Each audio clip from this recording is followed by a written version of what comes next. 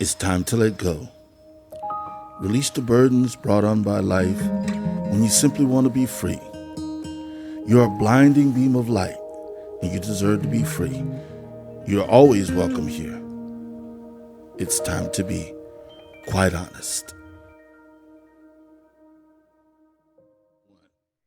Hello and welcome to the Quite Honest podcast with Sarah Bush and David Trapella. I am not David Trapella, but if you recognize my voice, I'm the voice that you hear and have heard in some of our other podcasts in the beginning and the end. I have the pleasure today of being in the interviewer's chair with who I lovingly call the First Lady of A Quiet Place, Miss Sarah Bush, who has graciously allowed me to be the interviewer and her be the interviewee.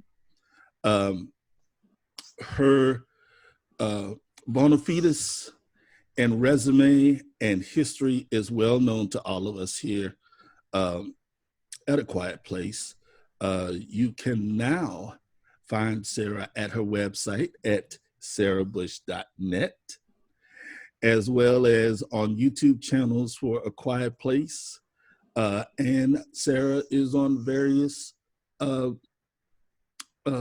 social media, such as you have Instagram, correct? Yes, And Facebook, of course. that's correct. Do you tweet? Do you have a Twitter? It's being set up, but I'm having to learn how to do that. Well, good luck, because I think Twitter is the one that I'm least interested in, both personally and professionally, because it just seems like to be relevant, you have to constantly be on it. And as we just discussed in the virtual waiting room here on Zoom, Sarah, or admitted to Sarah that I am the master procrastinator. So that is probably not a good thing for me to be responsible for. But getting back to our guest today, Ms. Sarah Bush, is a lot of things to a lot of people. But I'm going to start out by saying that when I first met her, not only was I fascinated by her regaling me with her journey to get to where that reminds me too. See, I told you we're just going to have an informal chat. I'm going to put my phone on silent as well. But I was also fascinated by how she speaks and her tone and her cadence. And being a musician myself, that really spoke to me. So I would like to make my introduction short, and I would be honored if you would try to recreate that for everyone who's listening and watching this podcast. By the way, for those of you listening, video version of this podcast and all of our podcasts at A Quiet Place are available on YouTube. But I would like you to share who you are with everyone. And I'm going to sit back and listen the way I did when you first told me, Miss Sarah Bush. Thank you, Mr. Phillip Redmond. You know, I think that the story that comes with who I am is more designed by what I believe is my purpose. You know, when I started working at the age of 12, I lied for 3 years about my age because where I was working with the Austin State School, you had to be 15 under the labor laws to work someplace like that, even if you were a volunteer. But I loved working with the folks from the Austin State School. So when people would say to me, "Where did you grow up?"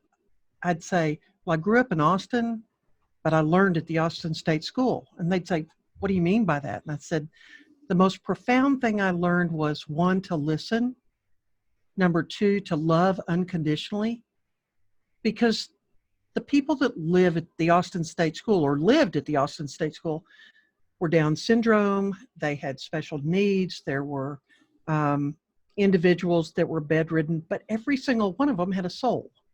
And every single one of them just wanted to be loved for who they were. So I found while sitting on a bench one day with one of my folks that I worked with, um, one of the folks that lived there, was that the illness of society was more of the issue than it was those living on the inside, because they Mhm. just loved who they were and loved everybody that came in with no judgment. And I just thought, is that not incredible? Absolutely. So the gifts of ingredients that I got very young were to truly be from the heart and not the head.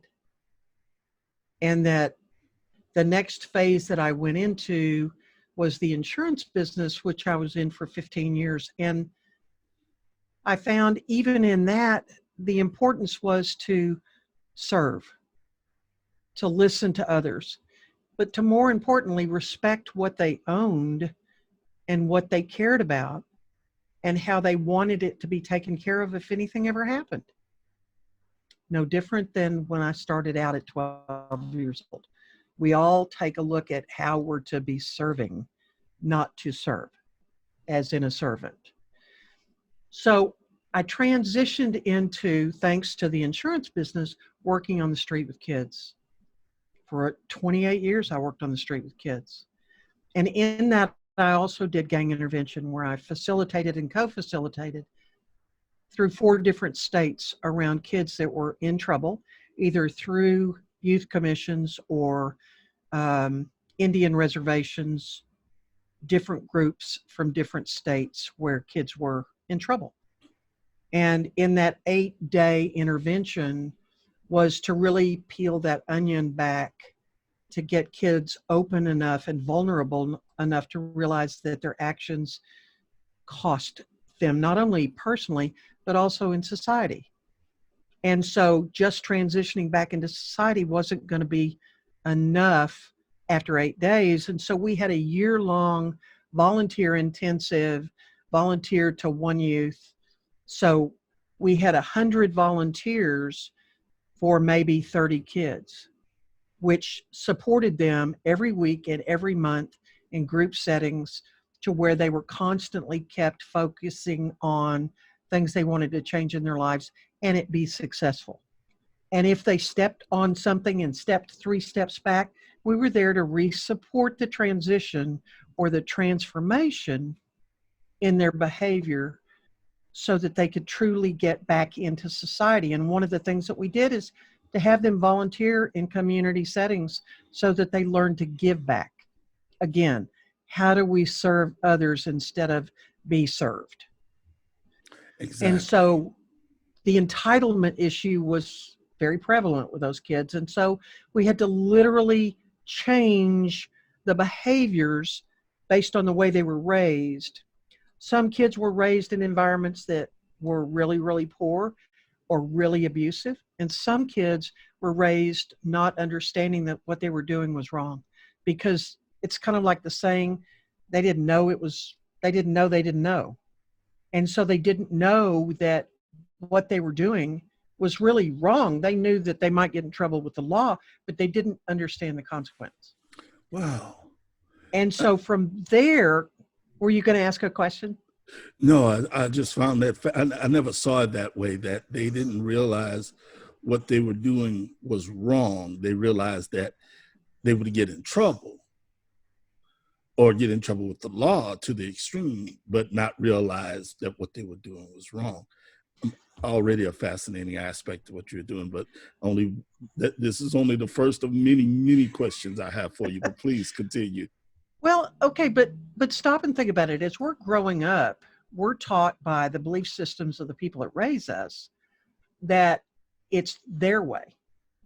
And it isn't until we start testing the waters, it's kind of like fishing. It isn't until you throw your fishing pole out and you start reeling it in that you find out if you have a fish at one end or a tennis shoe at one end. And so, sometimes we have to experience the things that aren't okay to realize the cost of it affecting other people. And one of the things that was so profound in the 8 days of intervention, we started out with, here's where you are in life. And we made them look at that. And they had to stand up and share what that looked like. Everybody had to use a microphone. which the gift in that is they had to hear their voice. We're all great at talking until you can hear your voice. Yeah. And so they had to hear their voice and hear their story. And so we would allow them to tell the story. And the next phase was, what has that cost you? And they go, what do you mean? You mean, is it dollars? No. Who are your friends? Oh man, I got friends on the street and they're in this gang. No, those aren't friends. So where's your family? Oh no, my gang's my family. Well, to some it is, because it's the only safe place that they have. But the truth is, that's not family. And so you had to change that mold to understand that the support they were going to get for the next year was really their family. And as we progressed down many months, we would then pull in whatever parents they had. And the hardest ones were the dads, because the machismo or the ego was something that we had to shave down as well for them to have an open, honest relationship with their child. Oh my gosh, we could probably have a whole nother podcast and uh in several heated debates about the Madonna mother figure versus the absentee father. Oh my gosh. And certain cultures have different, different cultures have different relationships. There's some cultures that there's no father at all. There's a baby daddy or many baby daddies. Um, and then there are other cultures where the ego is so strong, they run the household, and you're to be here for sex, food, and taking care of everything. There's no relationship of family dynamics. There's just roles. And then there are, Absolutely. and then there are some families where, the parents are around but they're not there. you know, they're doing their own thing and making it look good in society, but the truth is they're not there for their kids. They're not in a spiritual relationship, a loving relationship with their kids. That, I mean, everything that you just said is so just really hits home with me as a consumer and an observer and a purveyor of pop culture and how everyday life kind of makes its way into the entertainment field, whether it be through comedians or movies or TV or any medium like that. Everything that you said just encapsulated our whole journey as a society for about the past at least 50 years since I've been here. Right. Um, Thankfully, when you started, the recognition that um, people with needs weren't necessarily people who didn't have understanding or a soul. So thankfully, you were at the forefront of that, and that led to your to the next step of your journey, where Absolutely. in the field of insurance, um, ironically going hand in hand, still fulfilling people's needs. And then you got like your, all of your skill set from that. And then transitioning into the heart of the beast, which was helping at-risk kids, because as I've heard you say many times before, they're really the cornerstone, you know, of building the family dynamic or damaged family dynamic, we should say, from the inside out,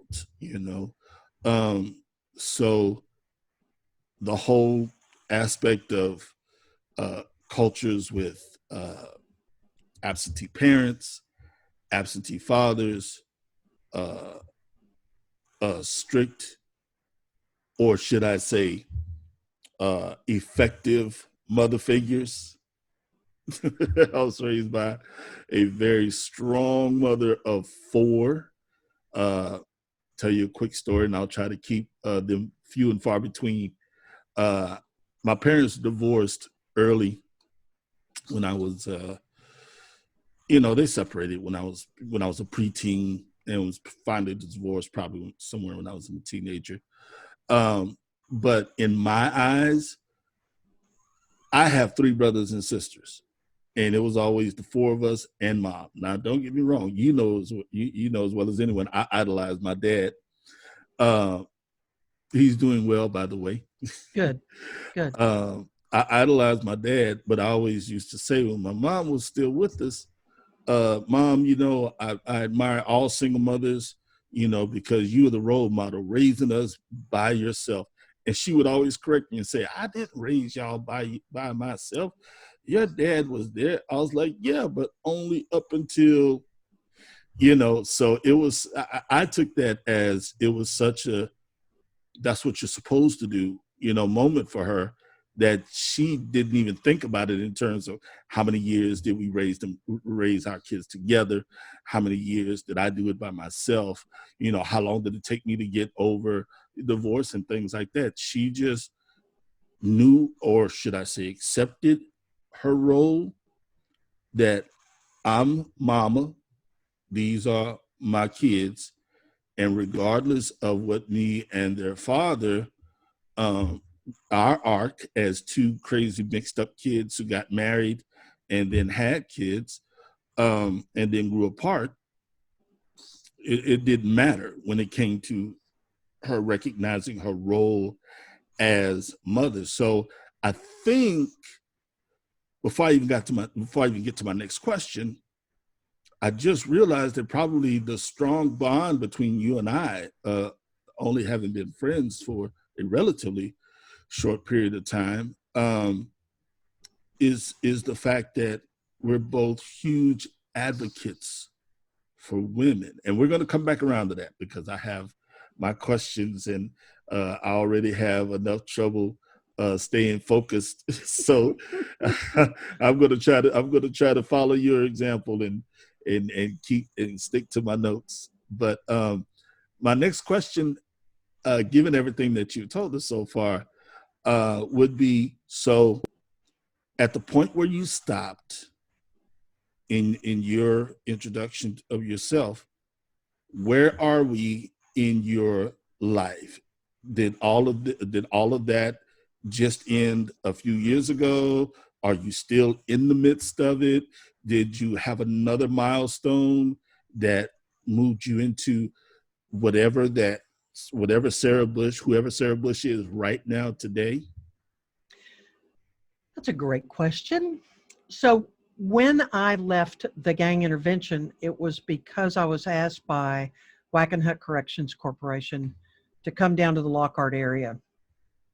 They have a state facility in Lockhart, and they had 500 men on one side of the building, and they were going to be bringing in 500 women on the other side, as well as opening up a juvenile facility in Bront, which is outside of San Angelo, of juvenile females, and needed someone that had programmatic design, such as what I did with the gang intervention, that I could transition that into the adult facility as well as the juvenile facility for change. And so I was brought down here originally as a program designer for the women's unit, which once we got all that complete, it could then be transferred over to the men's side as well. So I worked with education, I worked with substance abuse, I worked with vocational training, all the different elements that were important to me to set up a successful transition program for the inmates once they left. And I can't say enough good stuff about Wackenhut. I highly respect them. I dearly love them.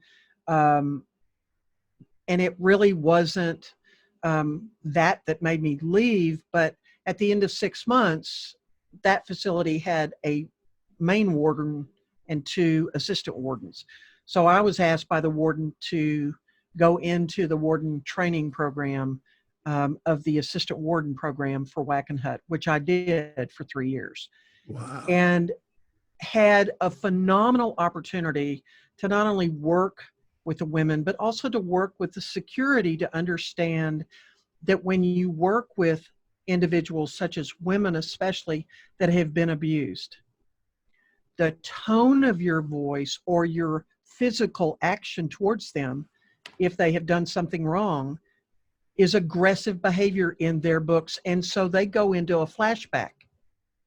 And you can see it in their eyes where if you have them go up against the wall, which if they're doing something inappropriate, you have them step back and go up against the wall so that they're not in the way of anybody. And security is standing, maybe 6-7 feet from them until they can cool down. Well, the problem is they're not present to the incident, they're present to the flashback. Wow. And so not only did I work with security and understanding the cultural diversities that occur, especially with women, and the triggers that cause them to get emotional or reactive,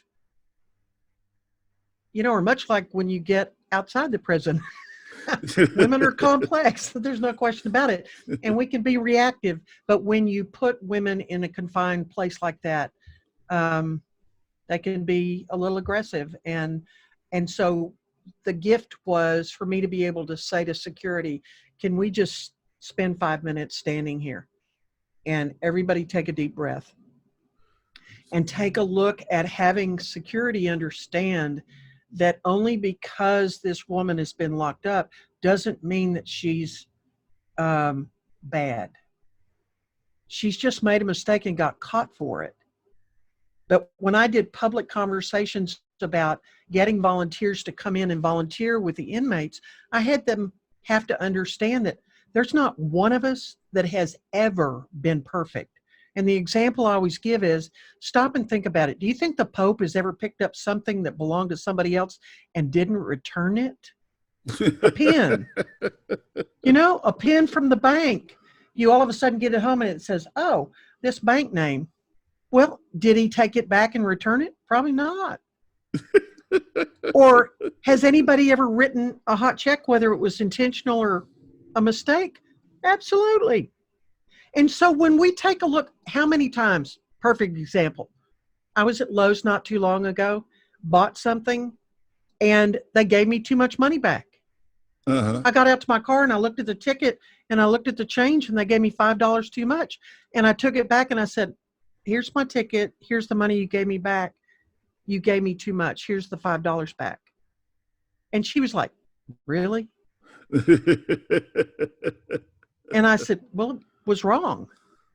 But sometimes when we get out to our car and we realize there's still a grocery piece in our basket that we didn't pay for, do we take it back in? That's criminal thinking. It's just that we look at it as, well, since I'm not locked up, I didn't do anything wrong, and I've probably spent enough money in the grocery store or in Lowe's to just wipe it away. No, that's where the behavior starts and changes occur with people that start thinking it's okay to do that. So we're talking rationalization on various scales or to varying Justification. degrees. Yeah, justification. Oh, well, I'm justified to do that. Yeah, I'm tired. Like for me, it's 104 degrees outside, and yes, I could go back in and give them their $5 back, but then I have to walk across the parking lot. Yep. And it's so hot, and yeah. So did you manage to teach a new class of guards or overseers or COs, correction officers? Correct, yeah. Correction officers. Mm-hmm. Were you able to were you in charge of training them to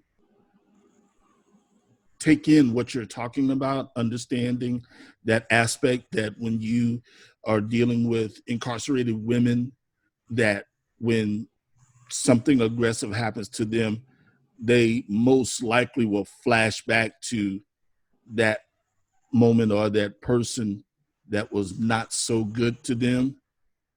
And that's what kind of sparks an unproportionate or disproportionate reaction to them. Were you able to teach that to them, or this is just this is how you handle things? No, that's a two loaded question. I'll answer it both ways. Yes, I did do some of the training during the time that they were in the 30-day training, with the cultural diversity, how to work with women. There's no Oh, question about that. oh, okay. But I also found working on the floor and watching what was going on was at a place where I went back to the big warden and said, do I have permission to do this? Because it's not okay. Mm. And I'm going to be as much an advocate for the inmates as I am going to be for the security officers. Was he It's receptive to that? absolutely only because he was an inmate security officer kind of warden anyway. Mm. That doesn't always happen. And sometimes you just have a warden that's strictly for COs and that's it. And that's okay, but that's not what we were doing here. And so for the 3.5 years I was here at the prison was a wonderful, wonderful time. It was a great experience. But my reason for leaving wasn't because of the organization I worked for. It was because I felt I could make changes within the state's criminal justice mandates on the outside because I couldn't do it as an employee. And so I have been an advocate for criminal change with different individuals having to do with laws and changes that need to happen for the benefit of the inmate population, as well as proper training for security officers. So I just felt, it was kind of a God thing. I just said, when you feel my time is up, then I'll transition into the healing center I want to create, which is what I've been doing for 23 years. And that is the Sarah Bush in Lockhart that not only works with autoimmune disorders, I specialize in trauma. And so if it is a body work issue, then I spend time helping to balance that. But more importantly, is understanding why the imbalance occurs. And it could be emotional, could be physical, it could be spiritual. But we all have a tendency to affect our body, especially with autoimmune disorders, because of the stress or the anger or the fear that we hold inside our organs. And it then constitutes a breakdown and people need help. But in addition to that, I also do life coaching, which I've done life coaching all over the world, and seminars where I'm interested in really inviting people to know that the only person that really makes any kind of change at all in their life is themselves. And so if somebody comes into me and says, I need you to fix me, I always say to them, you might want to leave. I'm going to empower you to know that you're the only person that can do that. And I may offer some tools for you to work with, but there's nobody that can fix somebody else. You can only fix yourself.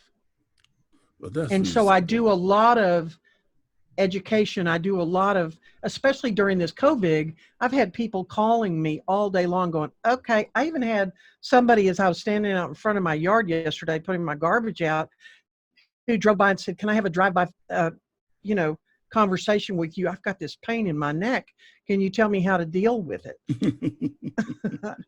And she works at Walgreens, and so she had to go back to work. She couldn't just stay there. And I said, here's what I want you to do when you get back to work.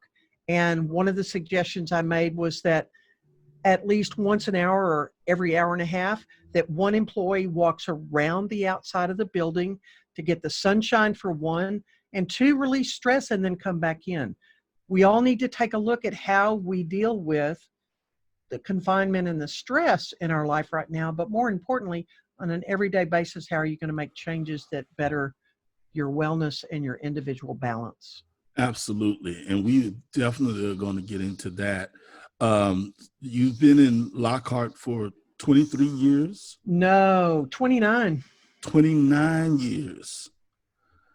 Going Um, on 29. Yeah, 29 and it's years. the Sarah Bush Wellness Center. It's just Sarah Bush. Just Sarah Bush. Yeah. Um, you know, you say wellness center and people think that they have to be sick to come in. Ah. And so I have two clients that are seniors. One has passed away, who decided that my sign out in front of my building wasn't good enough. So they came and interviewed me to see all the different things that I do.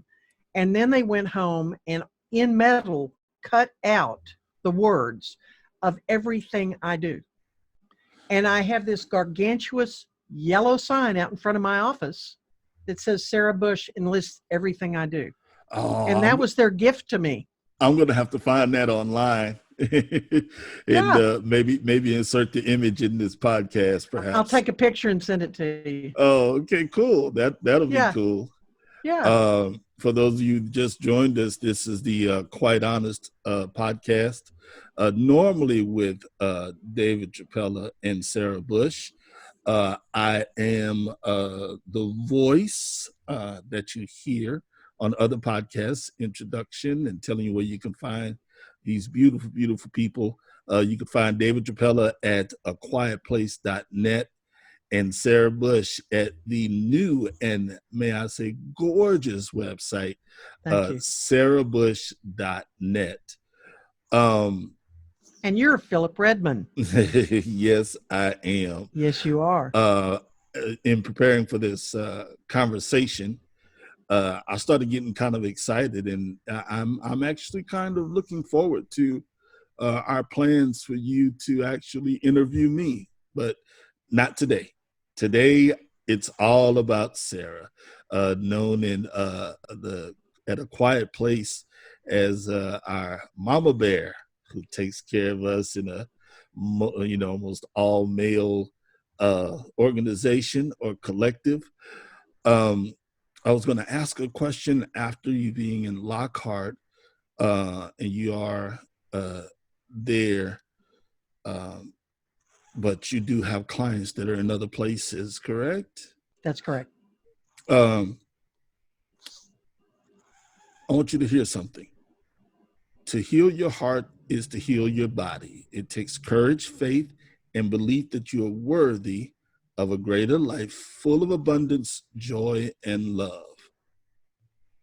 This path will take you, the path you take is how to this path you will take is how to redesign the action inside of you for your divine self. This is my prayer and hope for you. Who said that? I did. Yes, you did. I did not realize after knowing you for quite a while now how much of who you are and what you do you have as a cornerstone faith.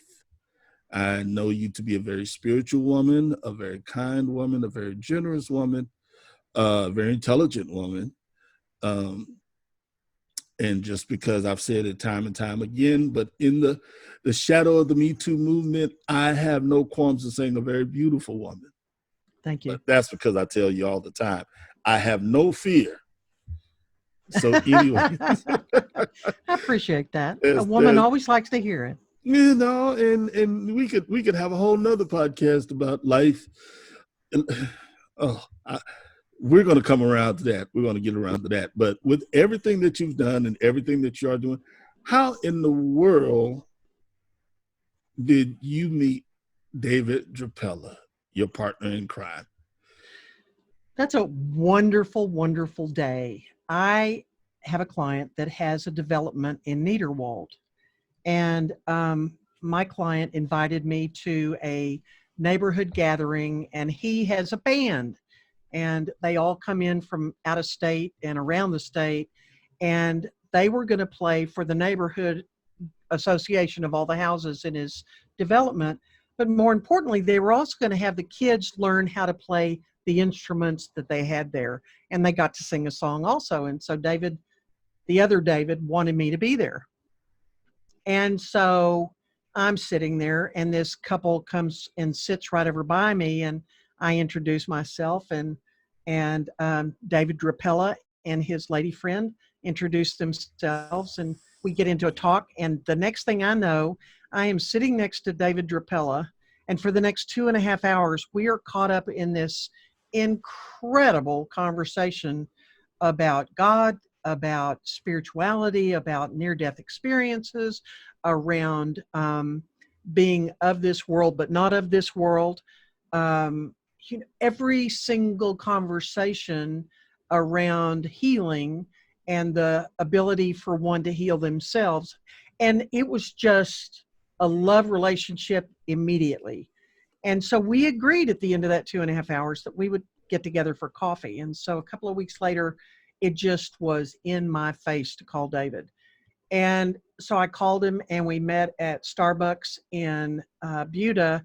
And for the next, I think it was 3 hours, we were caught up again in this whole conversation about all the writings that he does and the places that he's been and the death of his wife and the 8.5 years of traveling on the water and places I've been around the world and the places he's been. And it was just like we were soulmates from way back when that were needing to be reconnected because we both have a place in our heart where we wanted to share not only the healing part of the heart, but to truly share the elements and the aspects of love and how we need to come from compassion to create that. And so I'm the one that dogged him, literally. He kept talking about all of y'all, and I kept saying, I really want to meet this production group. And he was going, yeah. I'll make sure that happens. Finally, one day I said, David, I'm coming to your house because I know that the group's going to be there. You already told me. I'm coming. And he goes, come tomorrow. And that's when you and I met the next day with David.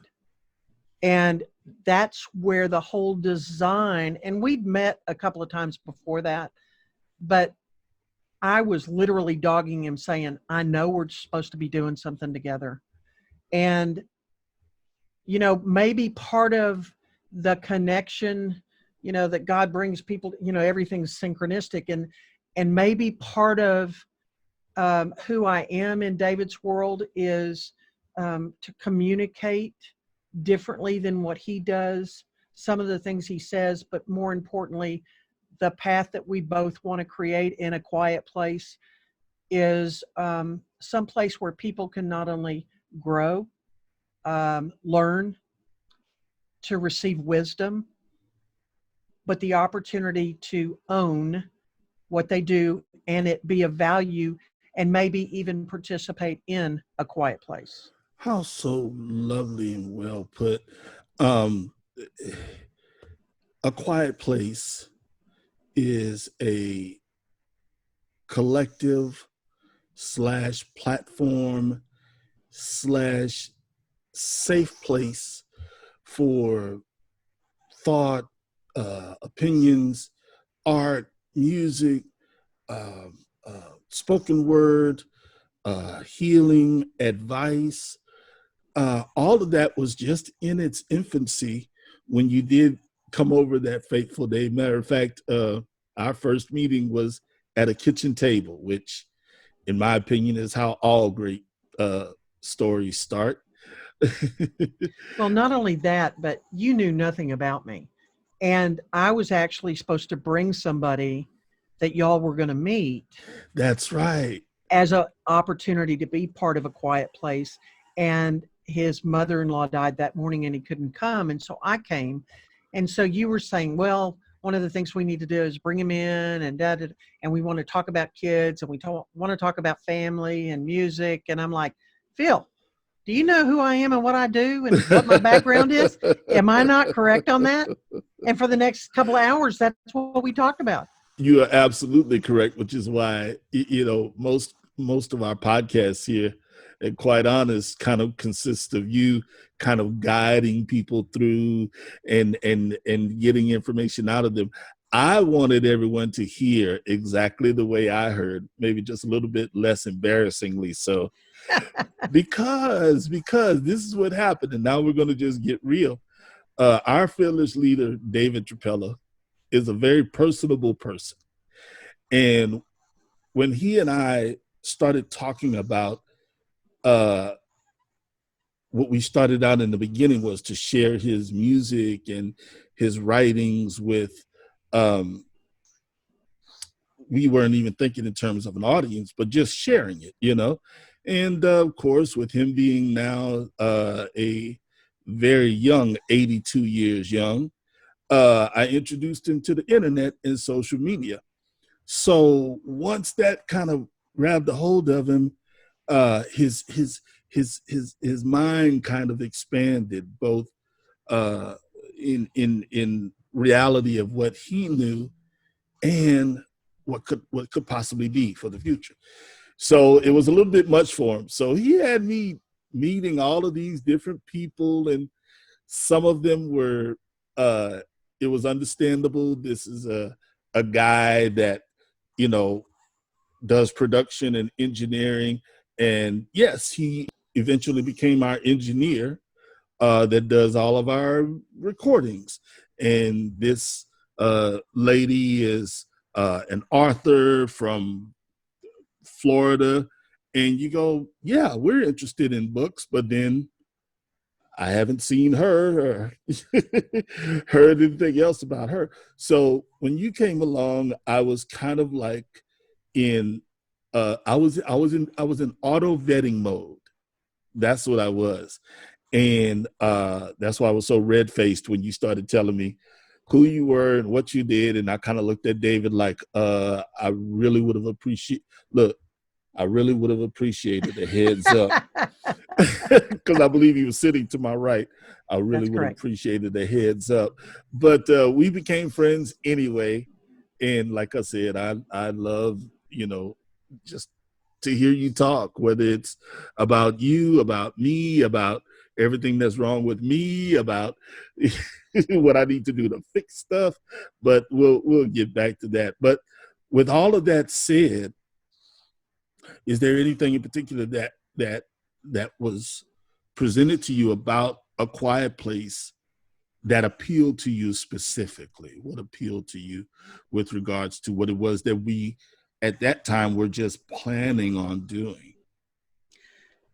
I think for me, being someone that's alone, is that you all are an extended family to me. You know, there's a family there that David has created by bringing in you and me and Carl and Gabe and Sean. And every one of us brings something different to the message.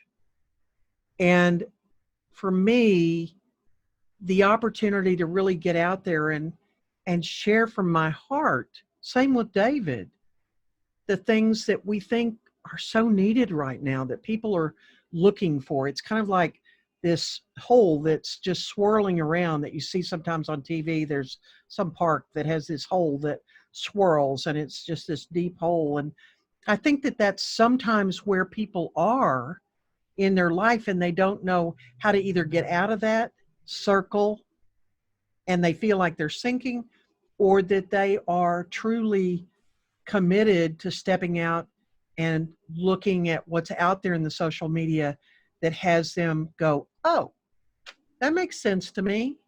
I'll put that little bit of wisdom in my wagon because my wagon is full of things that no longer serve me. And so I think that for all of us, you and everybody on the team, we're wanting something unique. I'm not going to say magical, but I'm going to say unique, both spiritually and emotionally, that reaches out to people and says, here we are, and we're not like anybody else, and we don't want to be like anybody else, but we do have something to say, and it's going to be on every aspect of what I say is the rainbow of spirituality, and that is music, the heart of poetry, the words of wisdom, the forms of teaching, the forms of reaching out to people, but more importantly, searching for those things that people are looking for.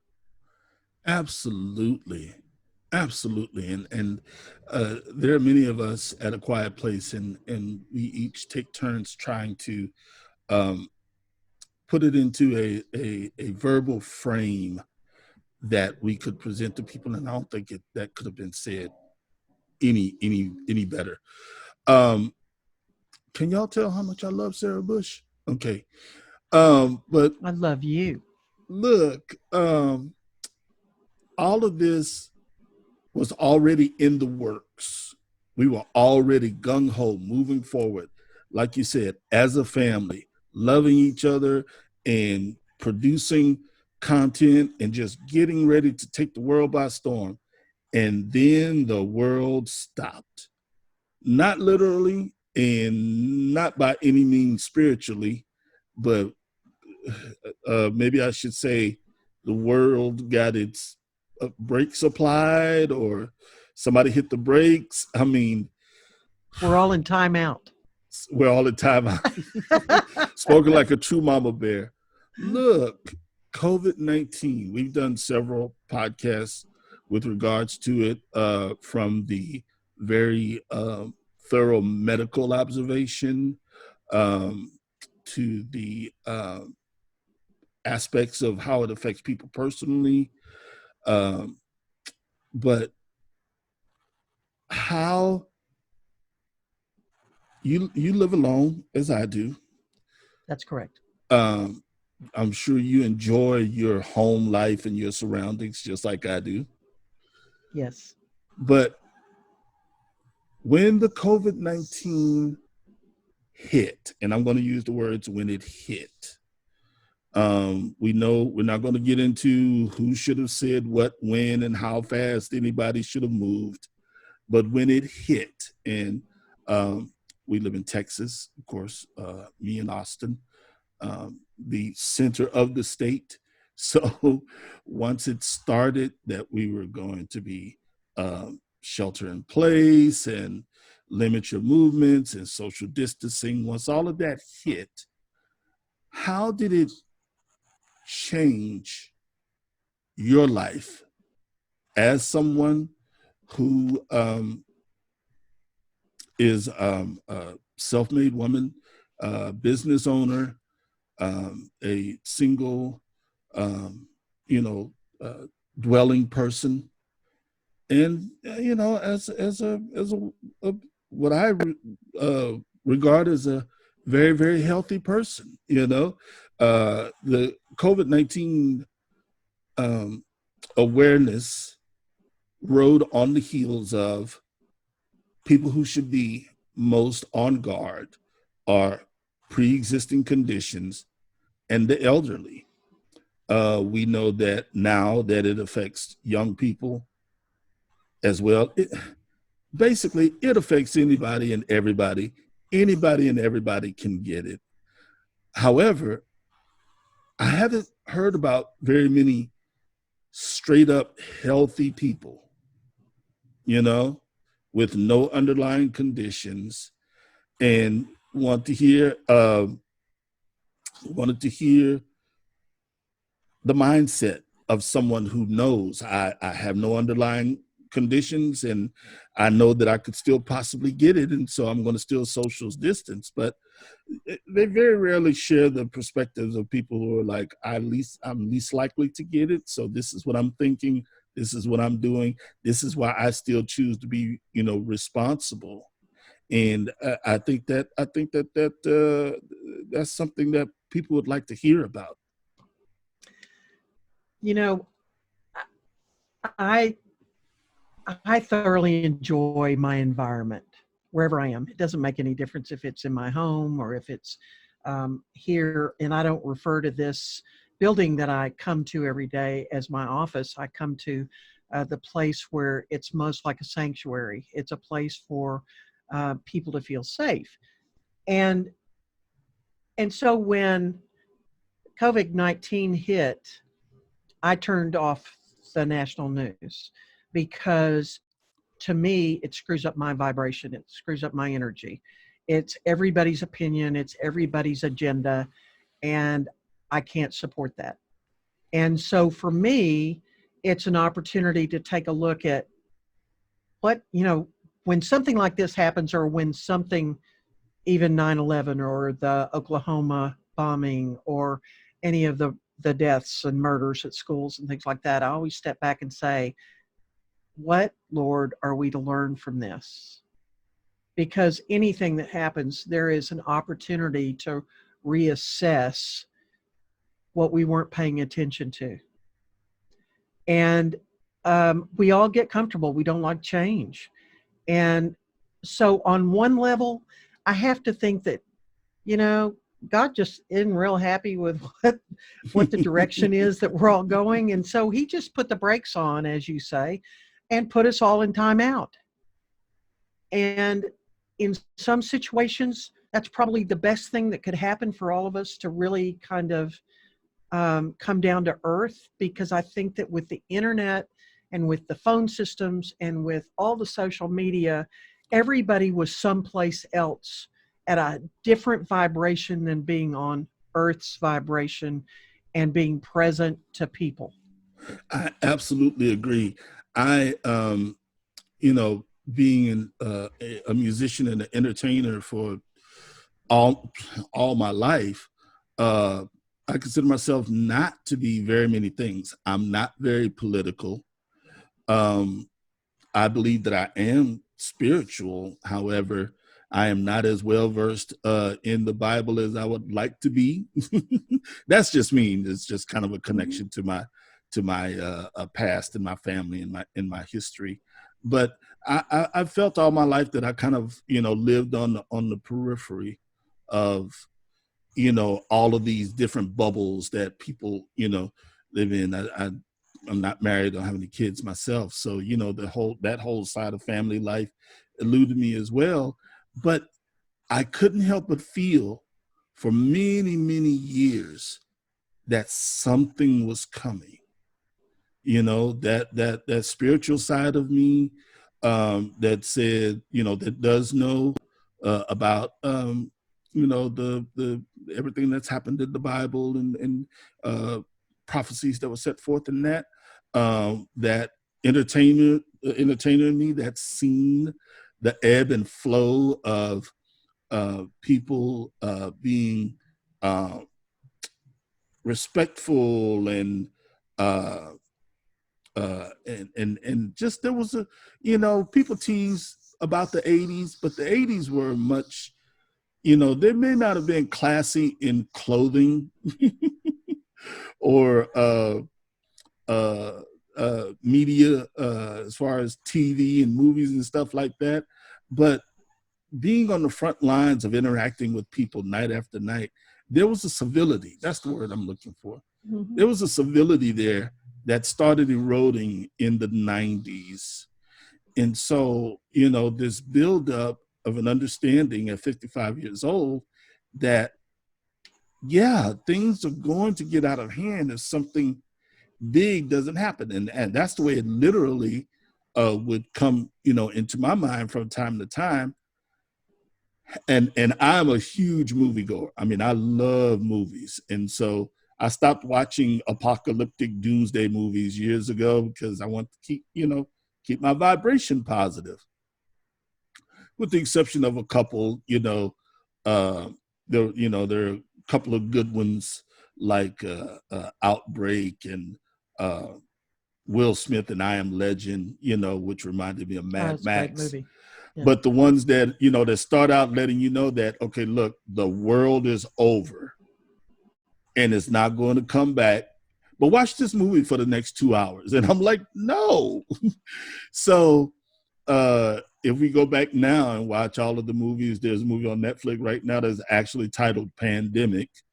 And I understand, I think Gwyneth Paltrow is in one that's supposed to be really good. So art imitates life, life imitates art.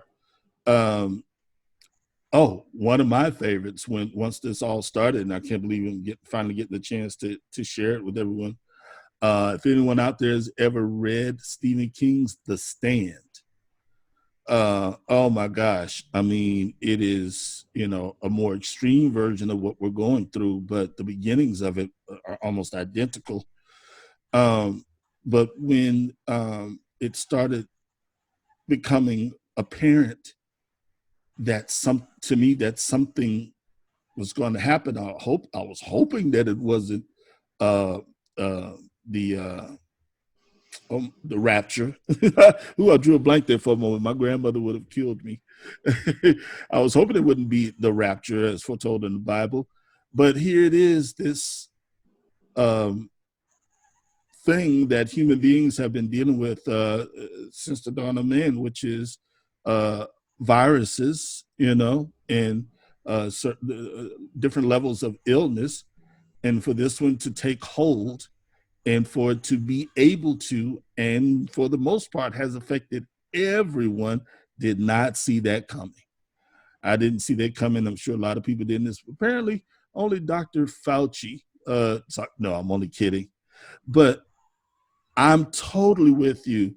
You immediately turned off the television. I limit myself to three 3 or 4 minute updates on YouTube like every other day. So in other words, I limit my consumption of COVID-19 information. But I don't how? limit myself to the information. I pay attention to the respectable information that Mhm. has science and testing behind it. And at this particular time, it's not Fauci. And I'm sorry, but it's not. But it's people that I say are more credible to the years and years and years of research that they've done, not just on COVID 19, but in general, Oh, the I agree with different you. paths. And Mhm. that's who I pay attention to, and not someone's opinion because now they're on TV. I agree with you. I just mentioned him mostly because just like I said, being an entertainer, you're always going to hang your hat on the person who's in your face the most. But I am aware. I have recently become aware that there are a lot more people who are much more informed than Anthony Fauci before all of this started. So you're right. We do want to give them their due, and Absolutely. they were, But I want to ask you a question. Have you ever seen the movie Clockwork Orange? course, classic. Okay, but stop and think about what that was. It was a form of brainwashing. That's Absolutely. that's my term, but that's what it was. Well, if you take a look, and this is just my personal opinion, and since I'm on camera, I'm going to go ahead and say it. You take a look at the games and the movies that are so violent, and you wonder why kids learn how to do what they do, and Here we and go. then okay, and then all of a sudden you look at Dar- Schwarzenegger and Tom Cruise and all these people that get up after they die and they go on to make money, and you see them on the golf course, whatever. Kids don't realize that when they shoot that gun, it's permanent. So we're back to kids today understand What they see in that front of them. right, that there are consequences, but don't necessarily associate that with being wrong. Okay, if I take this car, I'm not going to say it. I don't know if there'll be any kind of copyright pop-ups on our podcast, but if I take this car and I jump in it and threw somebody out of the driver's seat, there's a chance that the police will get behind me. There's a chance that I'll get into a chase with the police. And that ought to be fun. I get to drive real fast and I'll avoid this person, or maybe hit a garbage can or two, and then get out, and then I'll be arrested. Then I get to do it all over again. Yeah, because all they'll Understand that? do is spank me. Right. They'll spank my hand. I pay a fine and I get out. Or if I die in a fiery car crash, I'll just get a new life. That's right. We could go on and on about that. So, with regards to COVID-19, our hearts go out to families and who have lost people as a result of it, people who are recovering from it, as well as those on the front lines, doctors and nurses, medical caregivers. I mean, we can't say enough. Both Sarah and I know a ton of medical professionals who are on the front lines, and it's tough to stay positive. Just, I mean, we have our different approaches, but I think that the biggest thing, the most important thing that any one of us can do individually is to work to stay positive. Everyone concentrates on stress, and a lot of people concentrate on keeping up with your routine, and all of those are great pieces of advice. I think that what should be at the center of it is trying to stay positive. How do you? I just did a series this week having to do with um, fear versus fact. Oh yeah, that's And right. I think what's important is that, so many times we make a story out of a situation and then we blow it up into being a situation that's really kind of scary, or that it really emotionally affects us, versus the fact is we have a virus. We've been asked to be social distancing. We've been asked to wash our hands and to take precautionary measures all the way around us. Well, you know what? We should have been doing that anyway. Um, the truth is, viruses happen all the time. And we should not just be paying attention to COVID-19, but we should be taking healthy paths in the future to better feed ourselves, to exercise, to do mindfulness stuff, even if it's 5 minutes of sitting out on your chair in the backyard under a tree, just really being present to nature. But for me, not paying attention to all the trauma and drama in the media is how I stay positive, because the truth is my faith is so strong, and the ultimate guy upstairs, he's in charge. And that's where I'm going to put my faith. And I may not have the armor to keep from getting a virus of any kind. I may not have the armor to get Parkinson's or Alzheimer's or heart problems or cancer or any of those things. But I do have an opportunity and an obligation to myself to love me first. And in doing so, the only way your vibration in your body stays up is for you to stay joy filled and positive. You get down, you get depressed, you get dark, and your body's going to pay for it. And That's so I choose to, yeah, a client called me the other day and said, "How are you doing?" I said, "Great." And he said, "You just make me sick. You're always saying that. Do you ever have down moments?" I said, "Yep, had one this morning for about 30 seconds. And it's because I couldn't find my glasses." So, it's all in how you wake up, how you put your feet on the floor. And for me, it's to give gratitude all day and to be present to the things that are around us. Because you know what? We are so blessed. Absolutely. You and I are on so on the same page. And in our conversations that we've had, both personally and professionally, you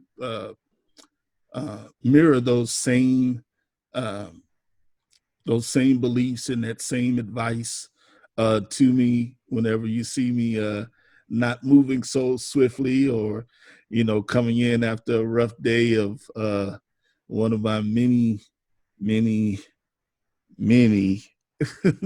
medical visits. But all of that is advice and uh, positive feedback that you share, and like you said, you share with someone on the phone, one of your clients.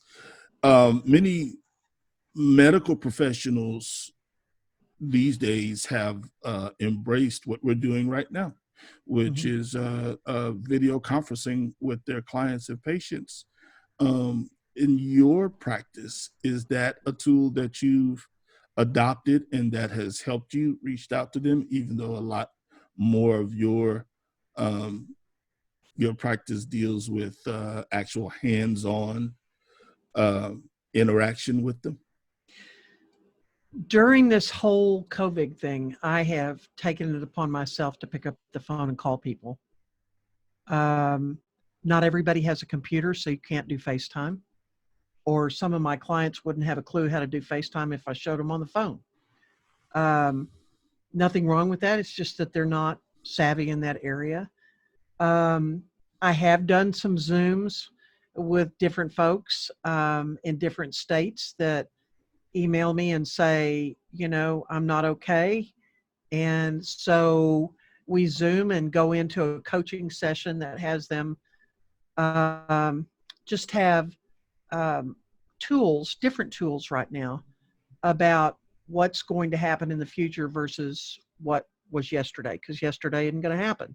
But I think that what's even more important in our conversations, especially with my married couples that are struggling right now, is new levels of communication, new levels of speaking from the heart instead of the head.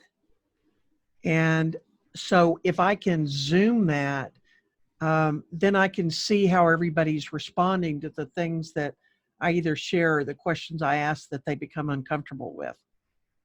But, it's on the phone, it's out in front.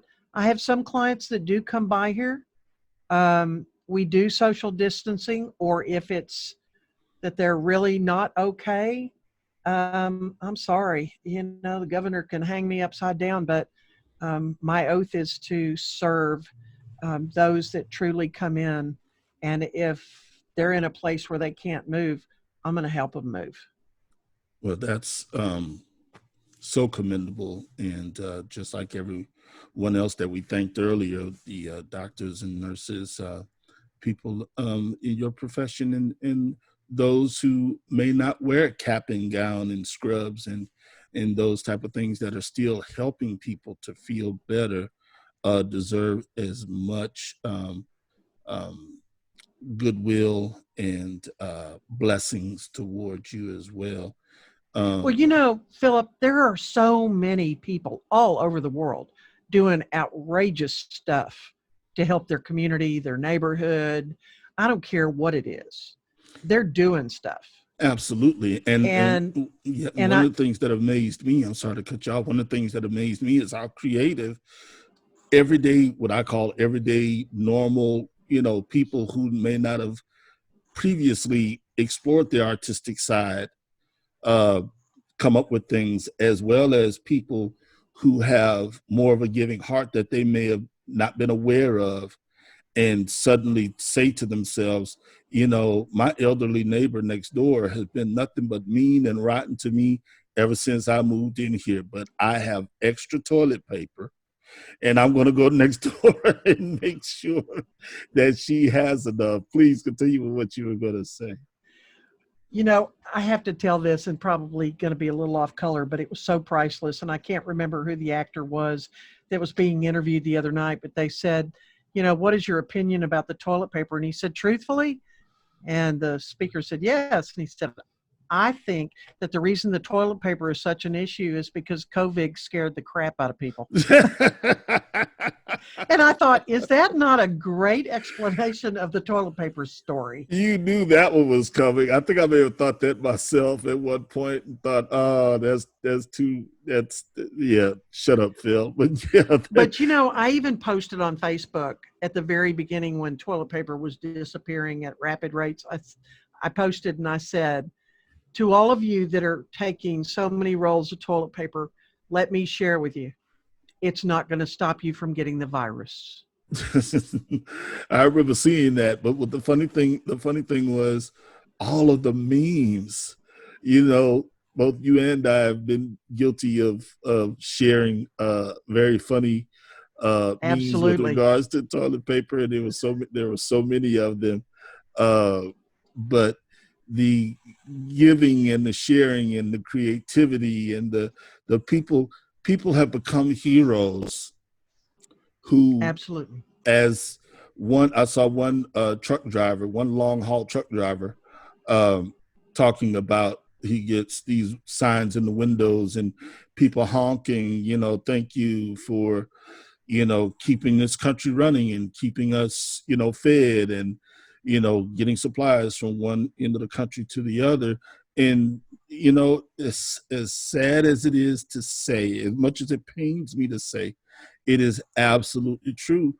A lot of heroes today were the same people who were heroes 2 months ago that went totally invisible and totally unnoticed. So to So well all put. of them, so to all of them, whether they're in the spotlight today or whether they weren't in the spotlight 6 months ago, now is the time for all of us to say thank you and to share love and good vibrations towards you and your families and any danger that you might be in.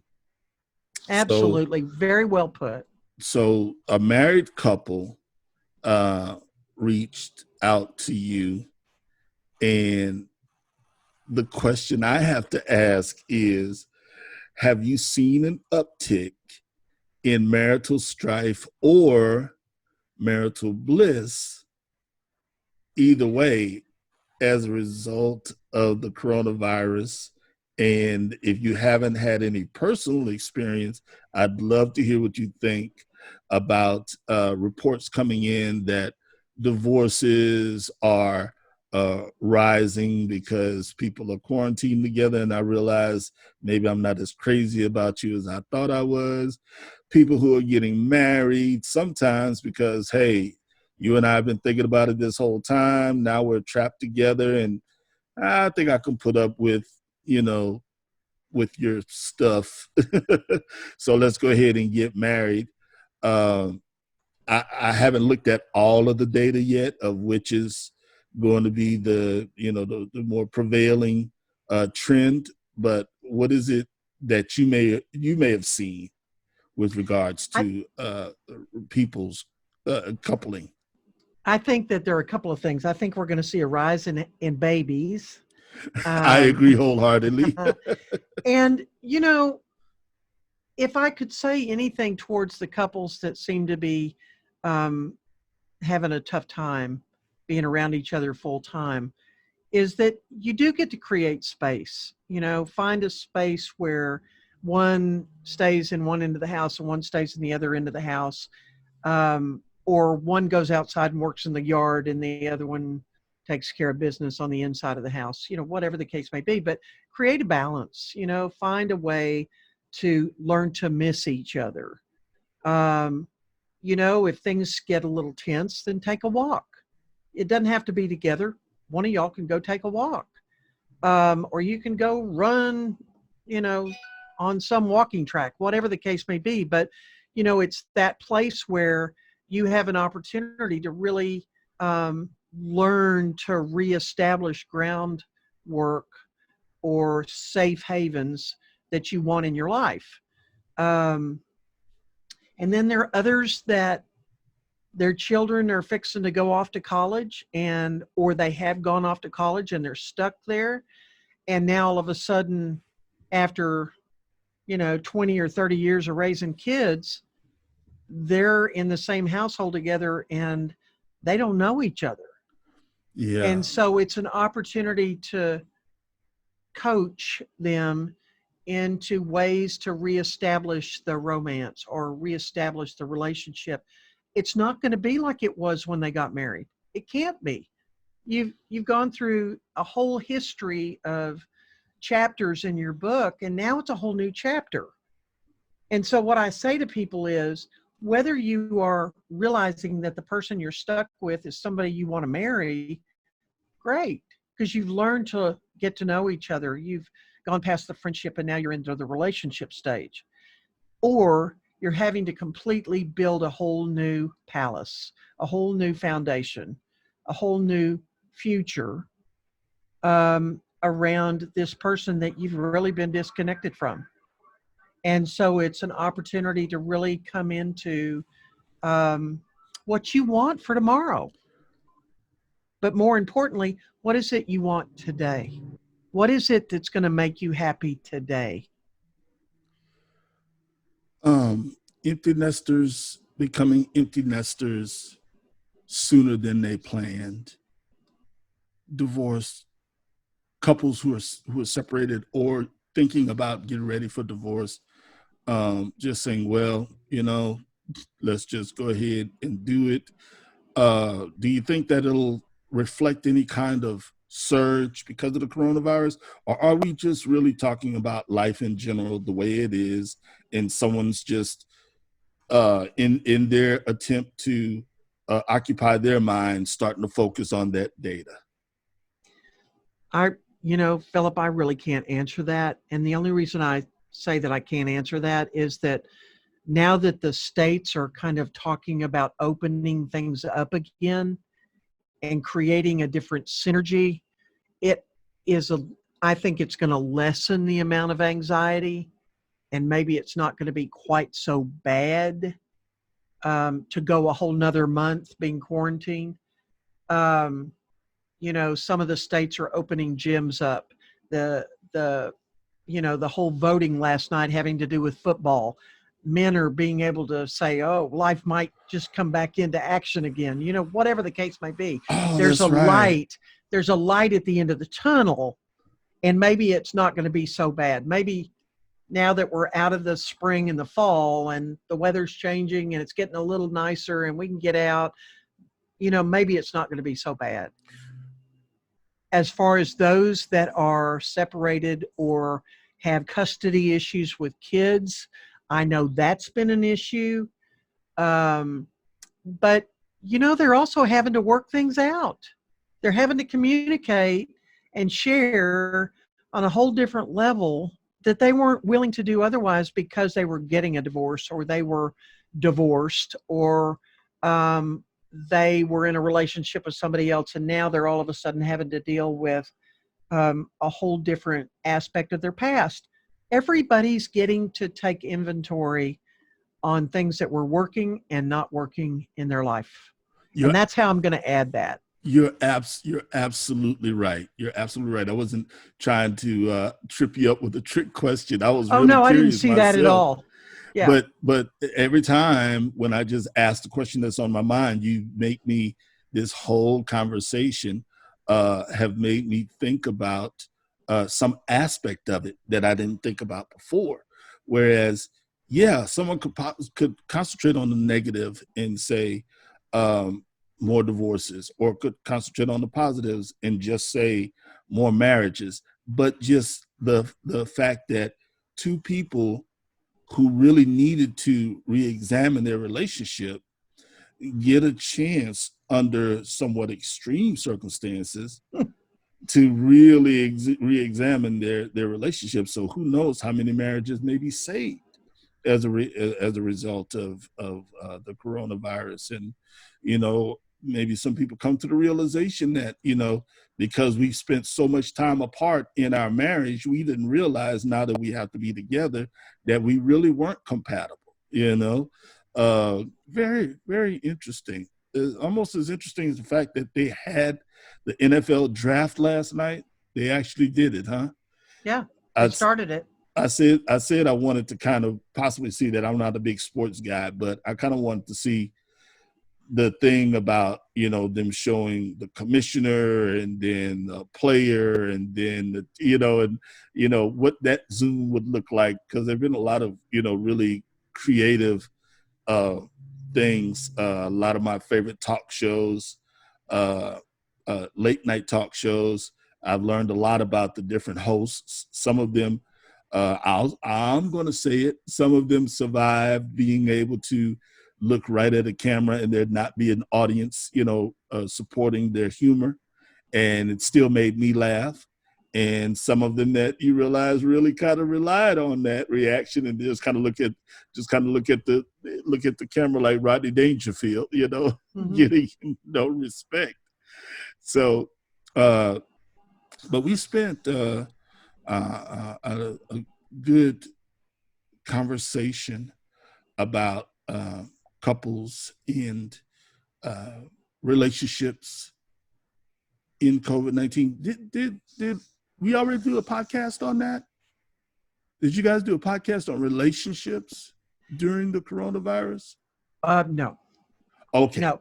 What we did was have a conversation um, around what we need to do to be in a better place during the actual quarantine, Uh, and how we needed to come from that place of love, and especially in the areas of abuse, making sure that people were safe. Um, Oh, absolutely. That was one of our first ones once as Yes, soon as the virus hit.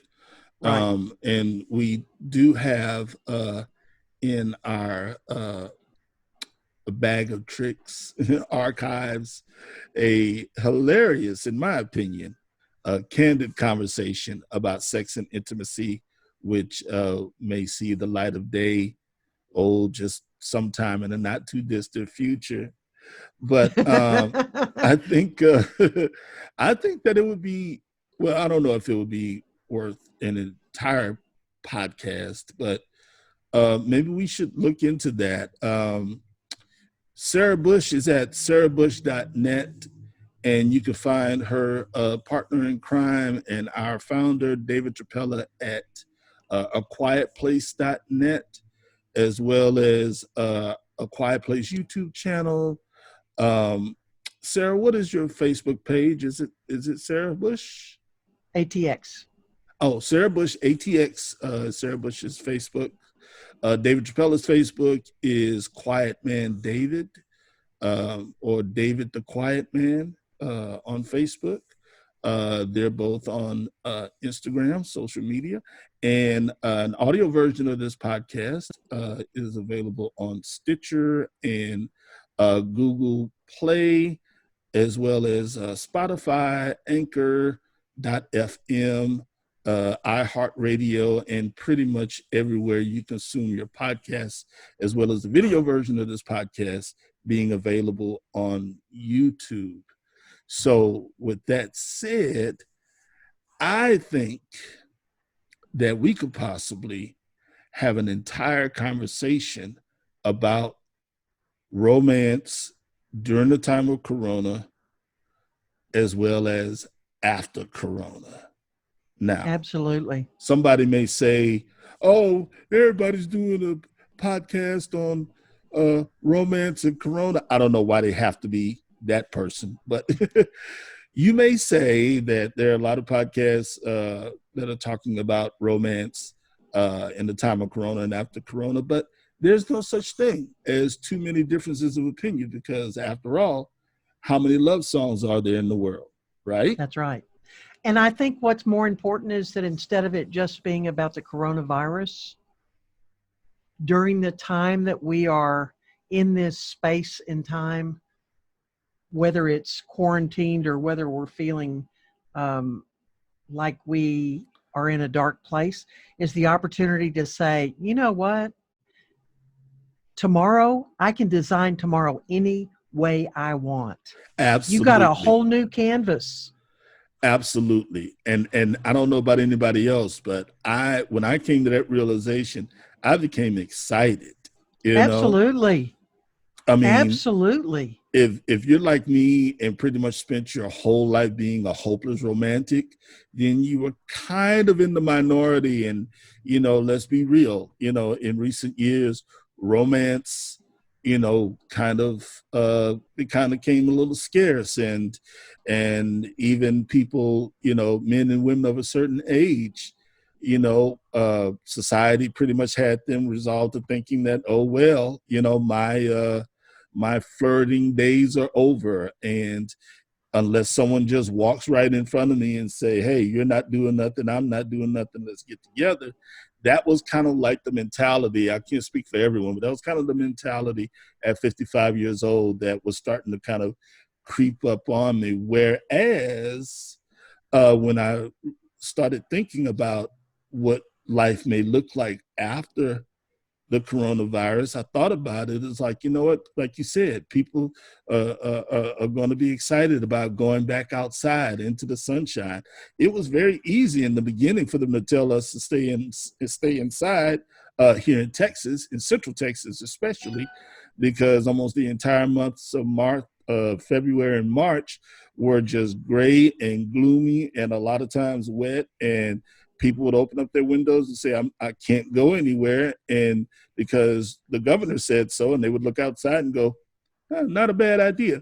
But the sun is shining today, and I'm sure there's going to be a lot more in the future. And so once I realized, getting back out in the sun, there are going to be ladies jogging up and down my neighborhood and walking their dogs, and You know, we know that social distancing in some form or another is going to remain. However, there will be some way to be able to say, hey, and I don't mean for this to sound off color, but to say, hey, I've been tested and, you know, here's my health card. And how about we go out on a date and, you know, show me your card. And, you know, two people can sit at a table together that's, you know, less than 6 feet apart when they both know that they've either been tested, you know, God willing that the tests become available, or can say, I had it, now I have antibodies. Anyway, whatever that's going to look like, I believe that there's going to be a rebirth in romance. There, I said it. Hopefully, I'm right. Well, I think that there are going to be enough people that are tired of being alone and haven't enjoyed the quarantine to where they're going to be looking for somebody that they can share their life with, because where they were wasn't comfortable. You know, I think ever since was it 1968 or 1969? That was the summer of love. I believe it was 69, right? I think so. I think ever since 1969, uh, this country has been dying for an excuse for there to be another summer of love. And I think that just might be the summer of 2020. And I'll tell you why. Now that I think about it, and I'll be quick.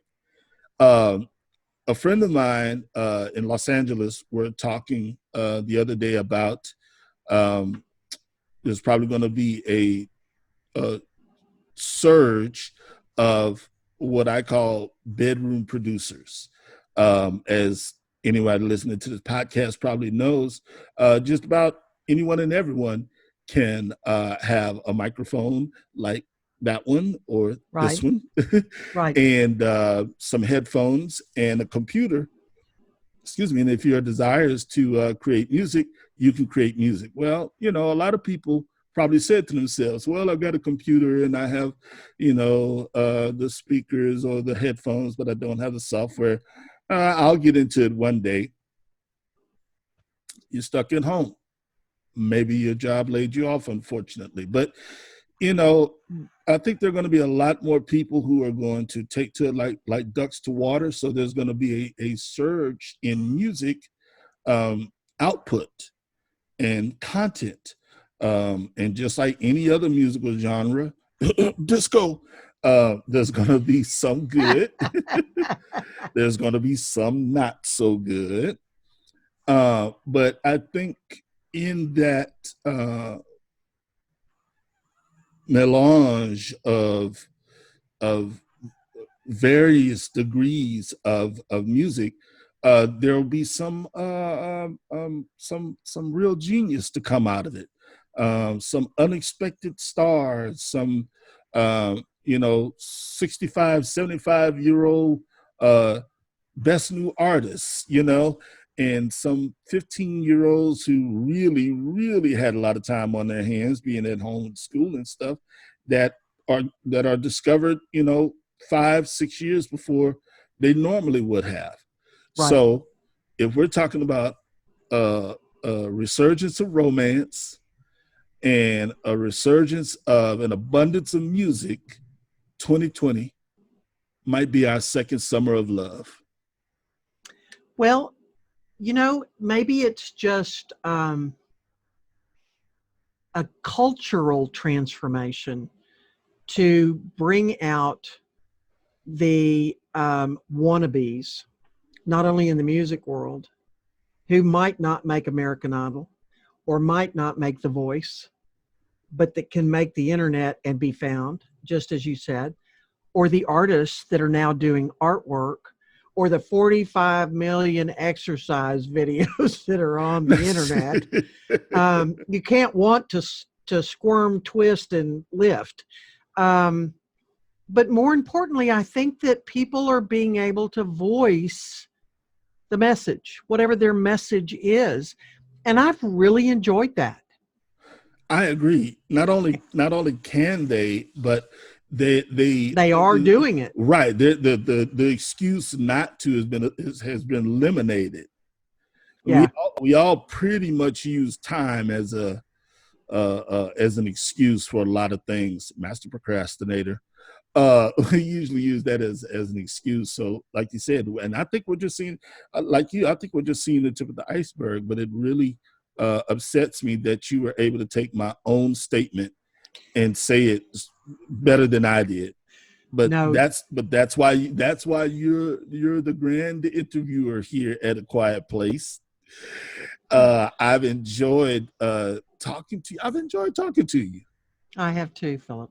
I I mean, we love you dearly. thank you. I love you too, darling. For those of you who don't know, you're listening to Quite Honest podcast, usually with Sarah Bush and David Trapella.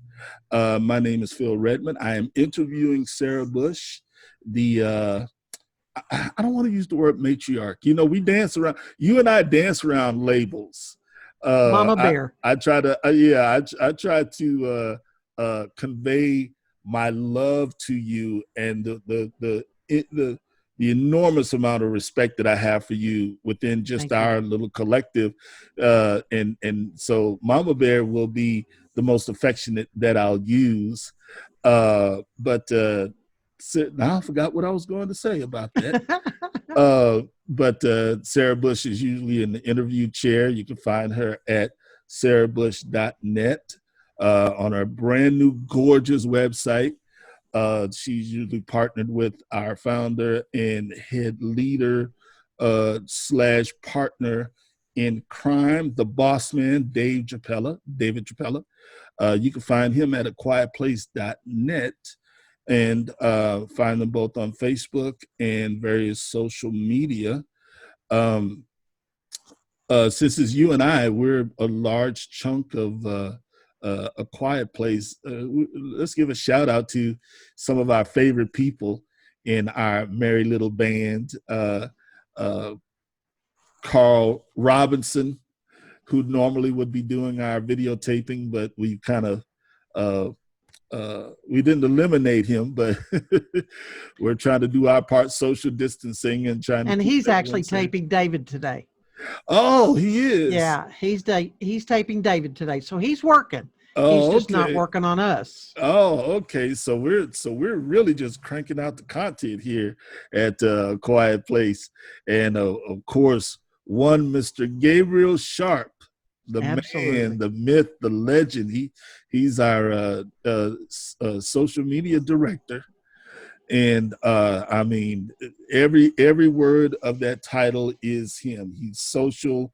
He knows everything there is about social media, and he directs us. Yes, he does. He tells us how fast we're going with our content output and how slow we're going with our content output. So he ought to be really happy today with all of us in front of cameras. And of course, I'm Phil Redmond. I do a lot of the executive production on our podcasts here, as well as handle a lot of the music direction.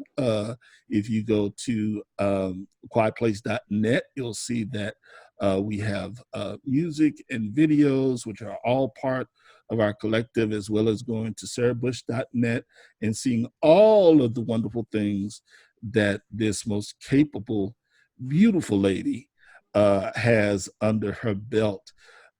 We've had a chance to chat for a while. If you've been listening or watching this podcast, we certainly thank you. So, Sarah, if I were to ask you,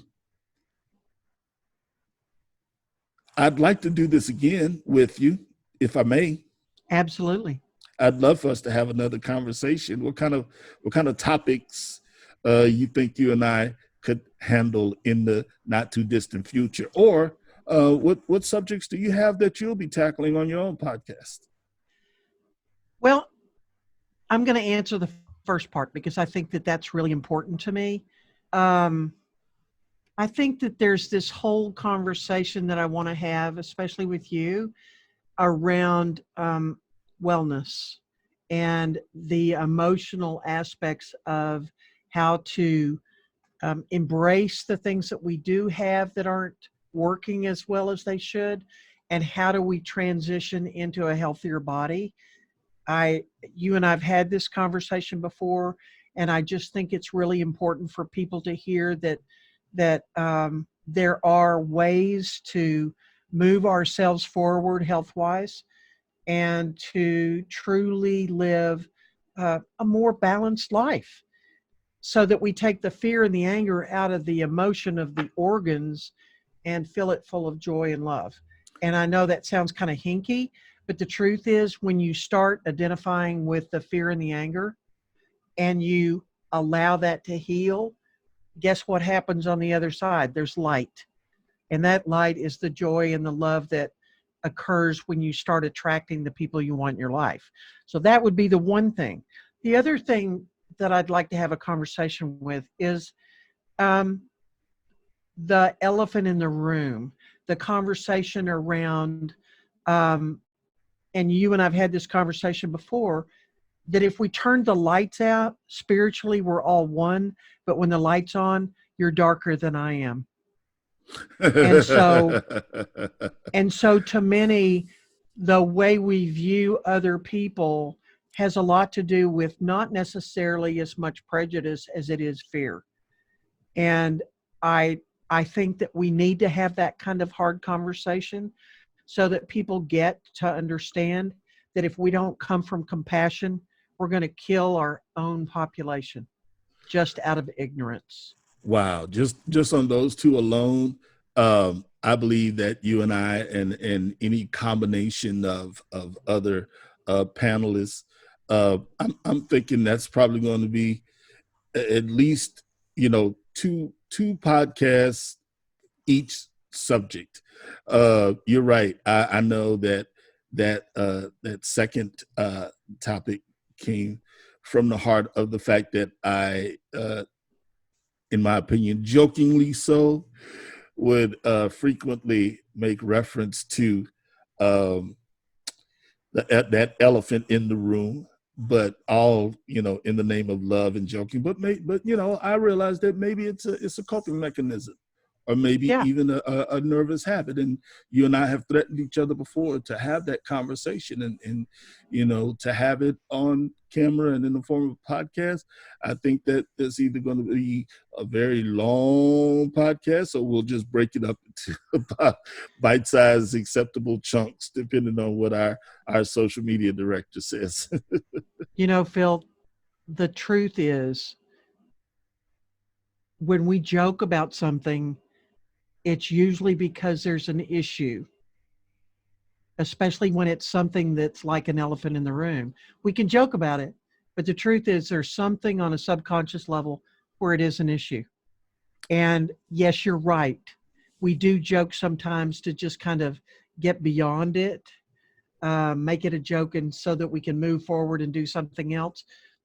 But I always listen to those kinds of jokes and realize that there's some other underlying issue that needs to be loved.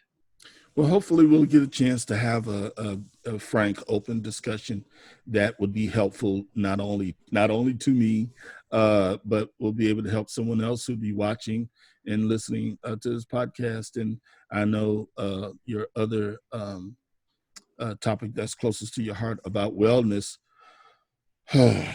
I will jump up on your examining table gladly because you asked so nicely. But once again, that's going to be a long podcast, or we're going to break it up.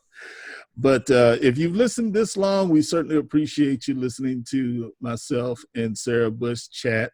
This is one of the things that we love to do, is just talk to each other and examine not only what's going on internally, but what's going on outside in the world, and they intertwine. And I told Sarah before we started that that's what I wanted this particular podcast today to be, is not an interview, but more of a conversation, and less of a conversation than a chat. And so I thank you for helping me to be comfortable enough to do this, and for being so giving and generous of your time. Um, I'm very proud of you. oh, thank you so No, much. thank you. Because I've enjoyed this. But more importantly, we talked about it a long time ago. about the fact that we wanted to do this. And I just really honor you for being willing to do it. Well, I will be willing to do it again as long as you do me one favor. Yes, sir.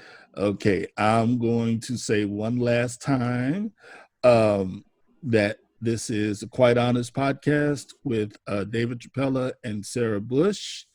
I'm Phil Redmond speaking with Sarah Bush, whom you can find at sarahbush.net. You can find David at quietplace.net. You can find A Quiet Place on YouTube, and you can find them both on Facebook and Instagram. Now, I'm going to sign off by letting everybody know that I'm Phil Redmond. It's been a joy talking to you, but would you do me the honor of signing off with your signature sign off? Our time is up. Thank you for yours. Thank you, Sarah Bush. Thank you, Phil Redmond.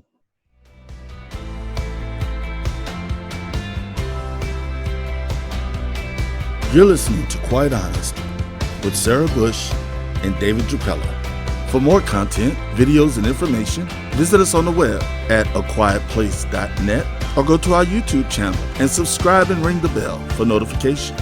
You can also find David Trapella and Sarah Bush on Facebook, Instagram, and LinkedIn, and visit Sarah at her website, sarahbush.net.